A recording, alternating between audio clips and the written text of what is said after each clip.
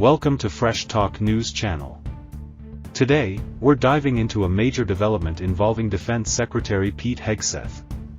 Reports have surfaced that he shared sensitive information regarding U.S. military strikes in Yemen, not just once, but in multiple private group chats, raising serious concerns over national security and his judgment as the nation's top defense official. On March 15, Secretary Hegseth reportedly sent detailed information about upcoming strikes in Yemen through a private Signal group chat. What's alarming is that the chat included his wife, brother, and personal lawyer. According to 4 individuals familiar with the situation, the shared details included flight schedules for F/A-18 Hornets targeting Houthi militants, essentially, real-time attack plans. This same day, Hegseth mistakenly shared similar details in another Signal chat that included none other than the editor of The Atlantic. His wife, Jennifer Hegseth, a former Fox News producer, has no official role within the Department of Defense, yet she has frequently accompanied her husband to sensitive meetings overseas, drawing sharp criticism. His brother Phil and his personal lawyer, Tim Parlator, both hold positions at the Pentagon, though it remains unclear why they would need access to real-time military operational information. The newly reported chat, created by Hegseth himself, was named Defense Team Huddle and launched back in January before his confirmation. It included his wife and around a dozen people from both his personal and professional circles. Notably, he accessed the chat using his private phone, bypassing government channels. Critics argue that his continued inclusion of non-government individuals after taking office only intensifies concerns over his disregard for proper security protocols. This revelation follows the controversy surrounding a separate Signal group created by National Security Advisor Mike Waltz. That chat, meant for senior national security officials, accidentally included The Atlantic's editor, Jeffrey Goldberg. Waltz admitted the mistake and said the chat, named Houthi PC Small Group, was intended for top administration officials to coordinate the strikes. Hegseth's private chat, however, wasn't meant for operational coordination. It was originally created for routine scheduling. Yet on the day of the Yemen strikes, he shared the same sensitive details in both the official and unofficial groups. These airstrikes, which targeted Houthi militants as retaliation for attacks on cargo ships in the Red Sea, marked one of Hegseth's first major moves as defense secretary. Following the Atlantic's report, the Trump administration denied that Hegseth shared war plans or classified data. Still, many national security experts remain skeptical. A U.S. official declined to comment on the specifics but insisted there was no national security breach.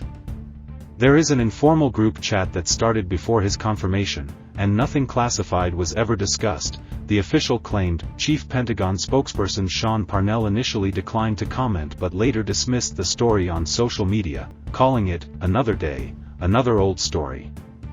He emphasized, no classified information was shared in any Signal chat. Still, the Defense Team Huddle Signal group included several top aides to Hegseth, such as his Chief of Staff Joe Casper and senior advisors Dan Caldwell and Darren Selnick. Caldwell and Selnick were fired last week after being accused of leaking unauthorized information, a claim they deny. Meanwhile, former Pentagon official John Ulyott added fuel to the fire with an op-ed in Politico, stating the Pentagon is in disarray under Hegseth's leadership and calling for his removal. President Trump and White House spokeswoman Anna Kelly defended Hegseth, claiming the story is being exaggerated and insisting no classified information was compromised, but some congressional Democrats are calling for his resignation. Senator Tammy Duckworth, a combat veteran, stated, "Every day he stays in his job is another day our troops' lives are endangered by his singular stupidity."